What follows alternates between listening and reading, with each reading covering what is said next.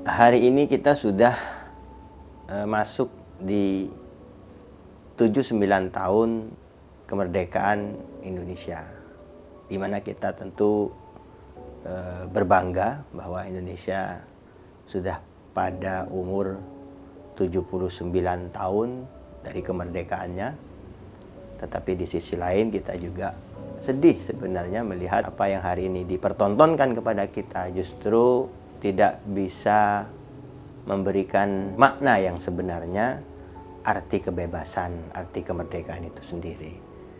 Bahwa kita sebagai sebuah bangsa yang majemuk, terdiri dari berbagai macam suku, ras, budaya, agama, dan Indonesia sebagai mayoritas muslim terbesar, itu pun juga terkadang banyak yang salah artikan kalimat mayoritas, sehingga perilaku-perilaku diskriminasi, kemudian perilaku-perilaku yang semena-mena, sewenang-wenang, itu juga seringkali kita lihat di Indonesia.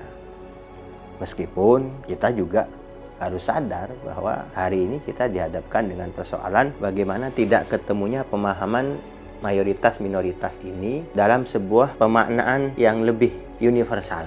Jadi mayoritas itu harus bisa melindungi pada minoritas, dan minoritas pun juga ya tentu karena terlindungi, maka jangan sampai justru malah Indonesia ini karena hal-hal kecil seperti contoh yang hari ini sedang ramai tentang pelarangan pemakaian hijab, itu pun juga menjadi sesuatu yang merusak nilai persatuan di negara kita ini. Dan berbicara tentang kasus-kasus yang terjadi di negeri ini, saya kira banyak sekali yang bisa kita bahas, yang bisa kita diskusikan.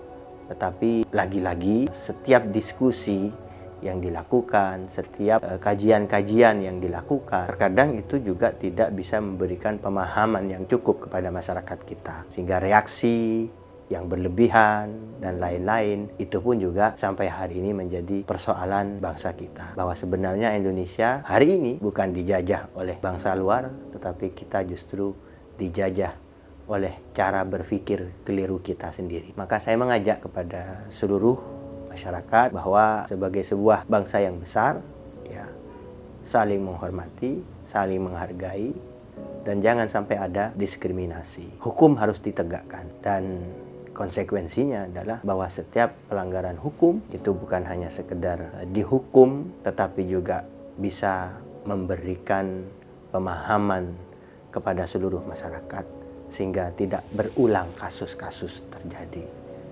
Dan sedikit nyinggung tentang ini, sebenarnya larangan tentang pemakaian hijab itu bukan sesuatu yang baru. Di dunia kerja kita juga sudah banyak melihat banyak sekali larangan untuk memakai hijab. Bahkan di tempat-tempat tertentu tidak adanya sarana untuk beribadah, itu juga terkadang menjadi sesuatu yang dimaknai oleh masyarakat bentuk dari kesewenang-wenangan.